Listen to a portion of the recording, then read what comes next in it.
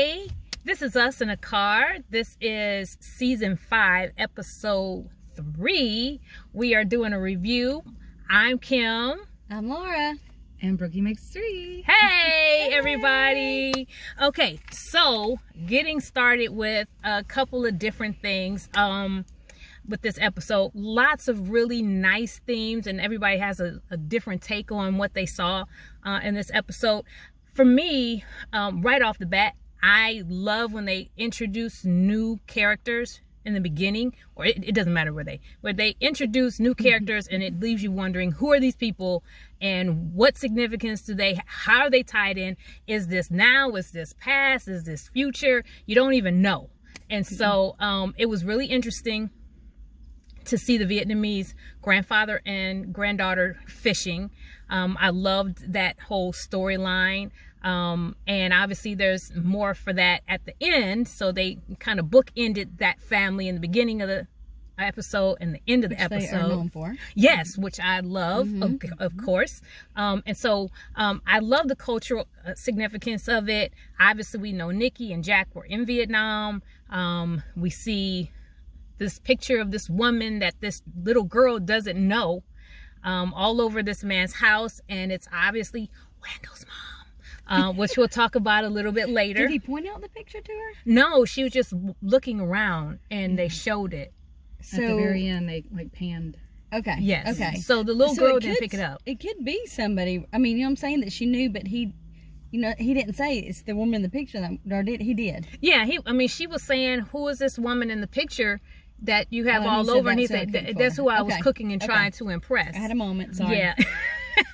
Okay. And so then also culturally significant, Randall is interviewing and having conversation with a new black therapist. You see Randall still struggling with his blackness. I think that's an issue every season. You've seen his struggle with that. Recently, I've been looking at a lot of information on social media about transracial adoption, which I didn't know was a thing. I didn't know there was a word for it. Obviously, I knew that white people adopted black children and vice versa.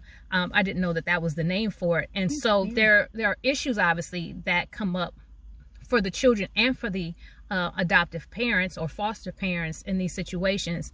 But you see Randall having all these moments of trying to prove his blackness, even with this therapist talking about his black wife, and he's had those conversations before.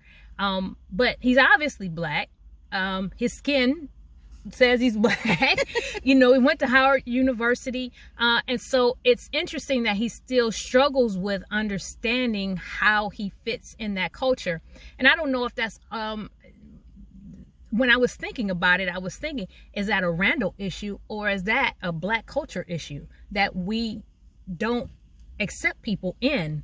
Or is it that he feels outside and doesn't belong because he had white parents and somehow feels guilty about that?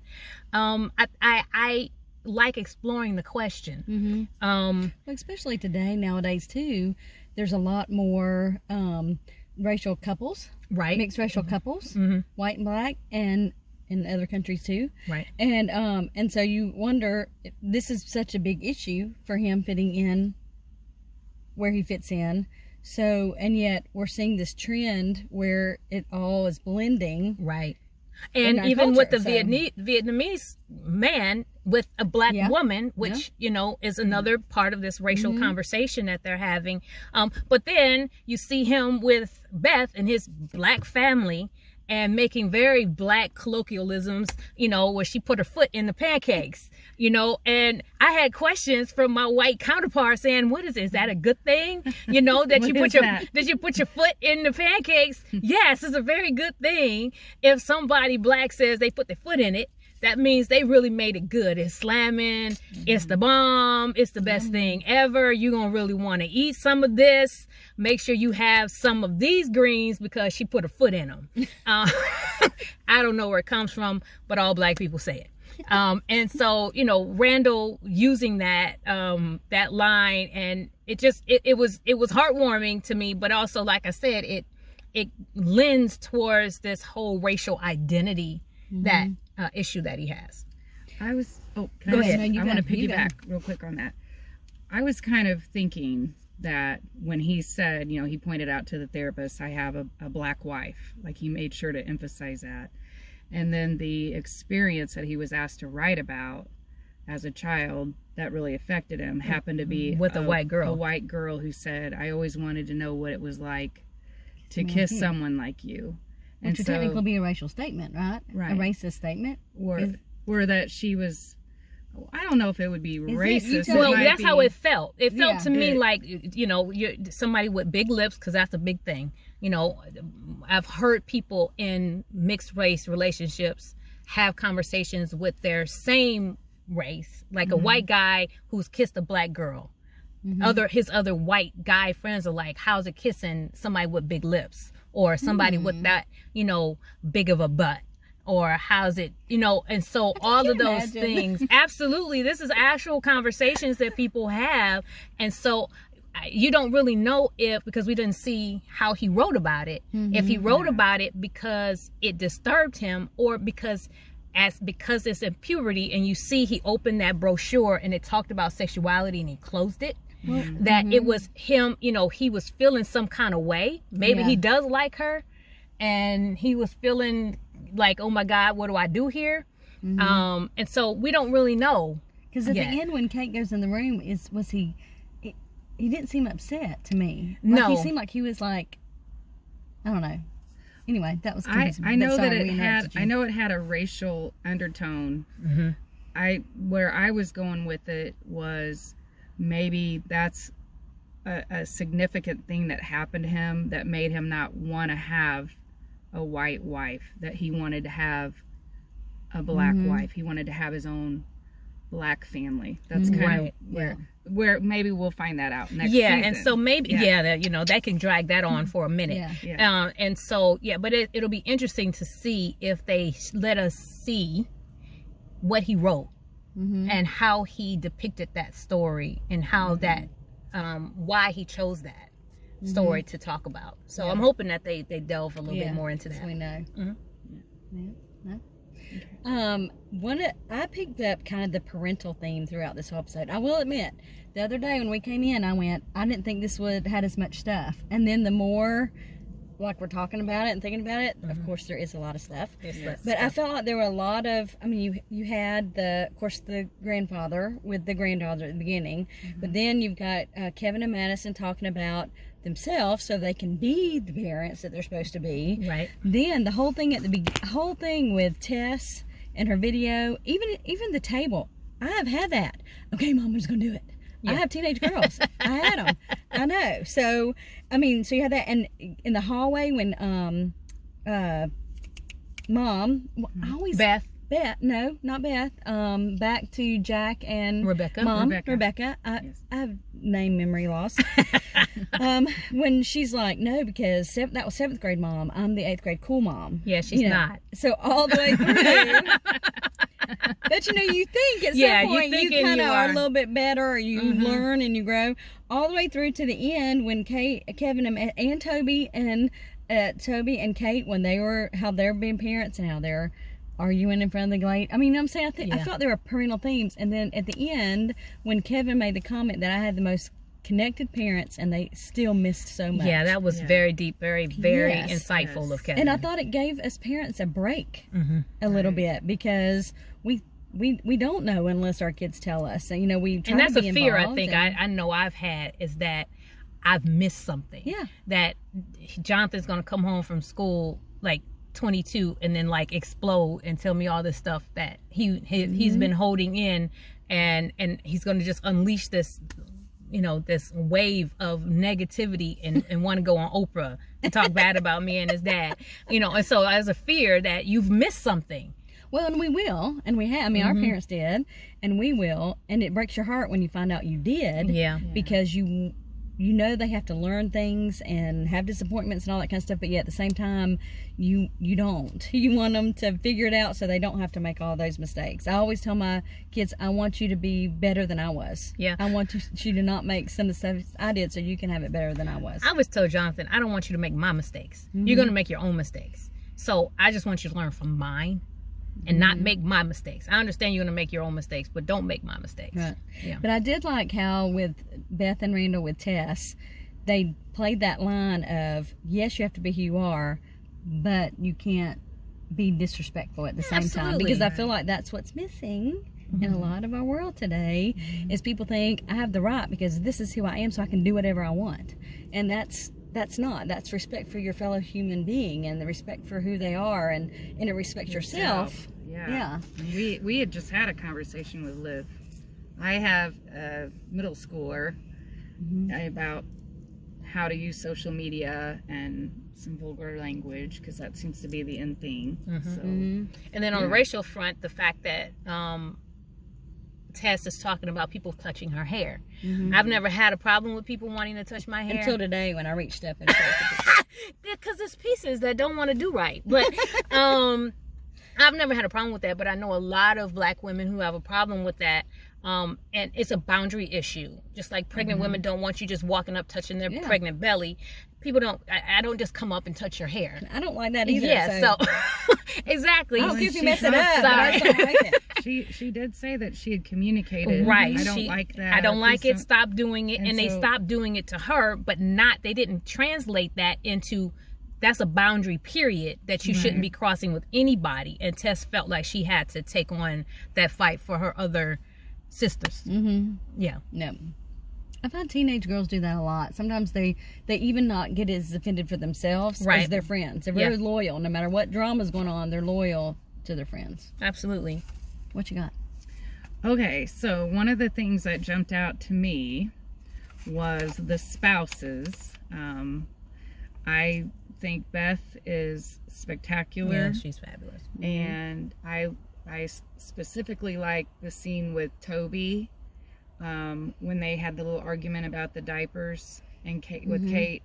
Yeah. And he said, I'm the blame pinata. And so I had a visual, like, we need to market that. Absolutely. A Toby pinata. Yeah. But, you know, how people, you know, we tend to blame, you know, I'm kind of wondering if that's not a lot in their marriage sometimes, because of how Kate can be. Yeah. But I did notice that. But what would come out of a blame pinata? A lot of. Yeah. I didn't say it. I just used the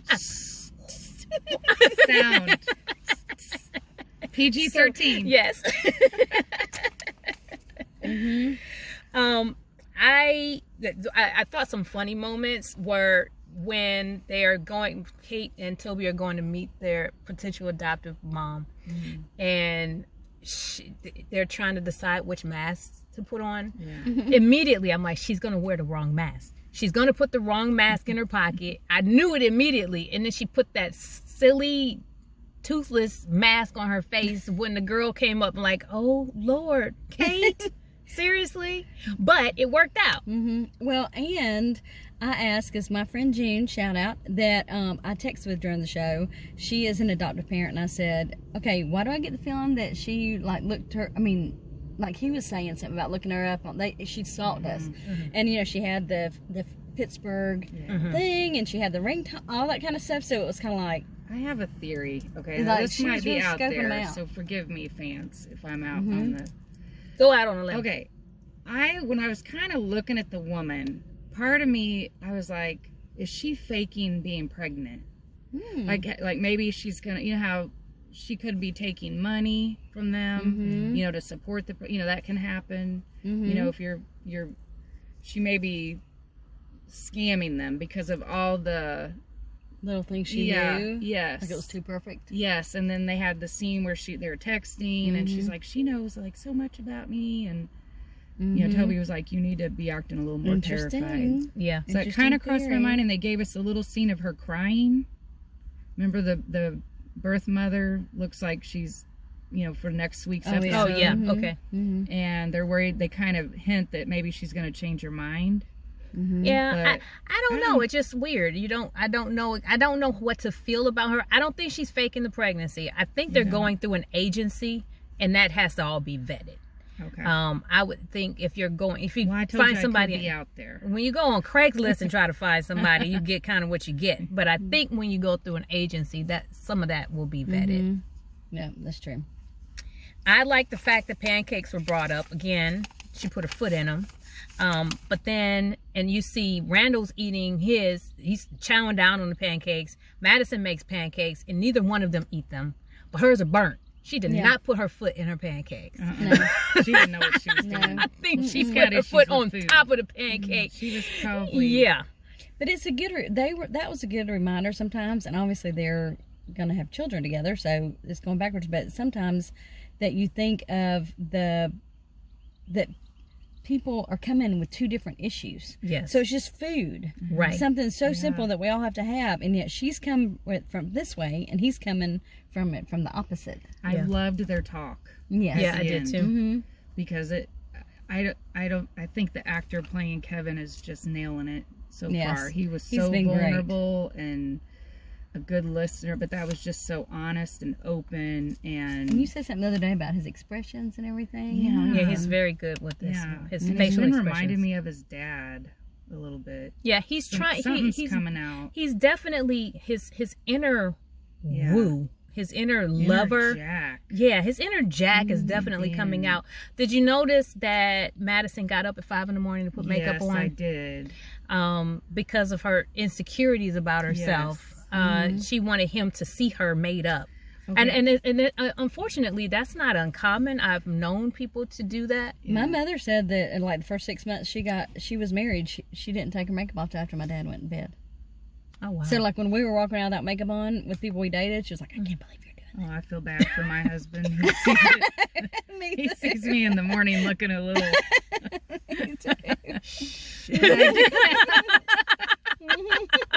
I do have a concern about the pancakes and the conversation that Kevin and Madison had. Okay, you remember we're talking about the yummy shirt off. Oh, yeah. And he discloses that he's tired of trying to keep so buff. So I'm having a vision of our beautiful Kevin. We don't want a middle-aged... Oh, no, we don't need dad bod on Kevin. We don't want... we want to keep... He looks like it in those future things. Oh, he's fine with the gray and the beard. Oh my gosh, yes, grown up Kev. Maple syrup. Pouring it. Sorry.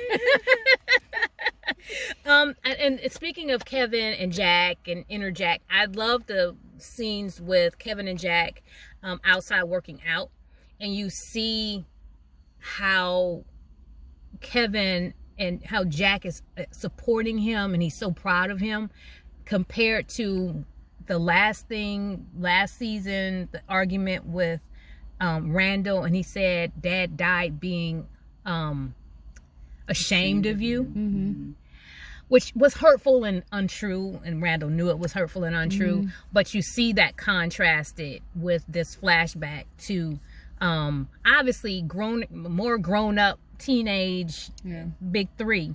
You know, the kids are growing, the actors are growing up, and I almost thought the girl was a different Kate. Yeah, because she was thin. I kept thinking, wait a second, is that did they trade out the actor? Yeah, but you know they can't stop the children from growing.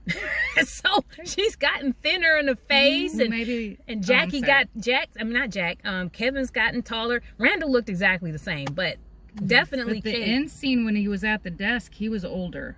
Yes, you could tell. And I was gonna this is another out there, but a subliminal message maybe what they called changes, because we were noticing the actors are changing, right? Like the young actors. Absolutely. You see adolescence coming, puberty. And maybe they're kind of letting us know subliminally that that's gonna happen. Yeah, well, because like I said, the actors are going to grow up, so we've got a few more seasons of This Is Us, yay!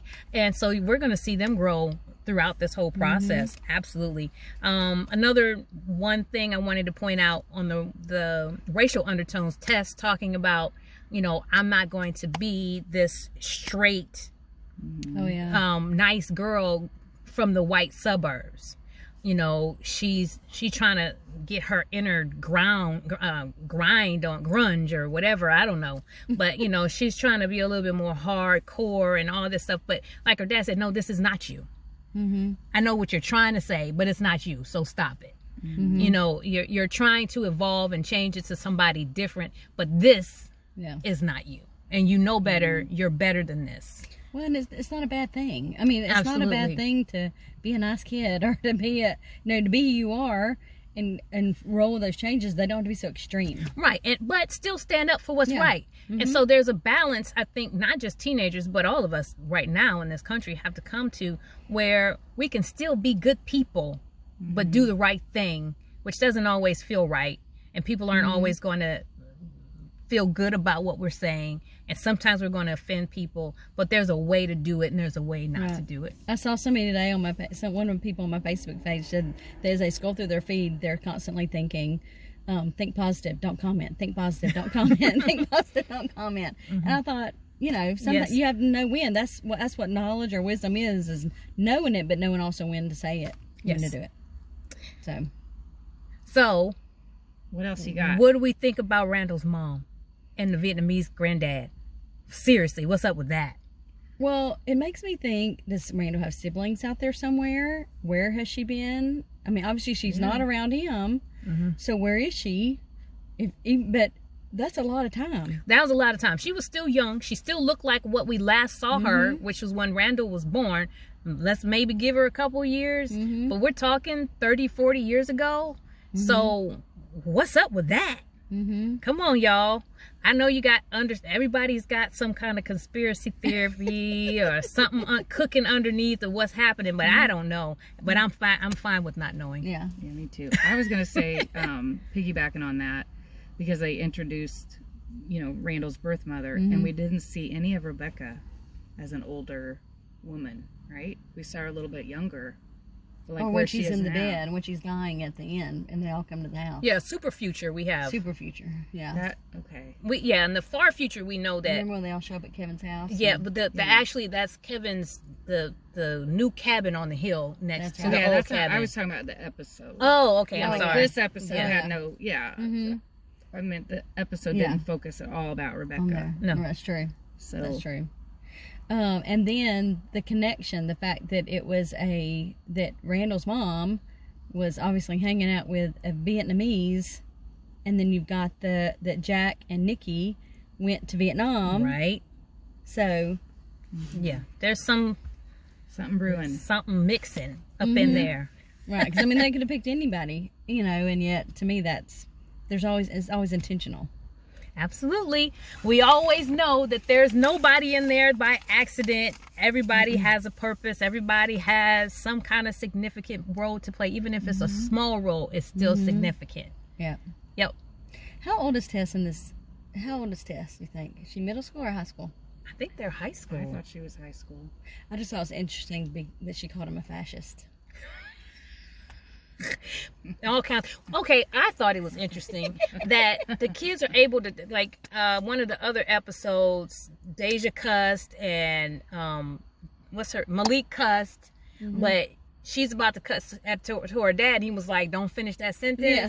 It's like, okay, so is cussing right or is it not right? In my household, I don't care how old I am, I can't cuss at my mama. Period. Yeah, but Tess is his.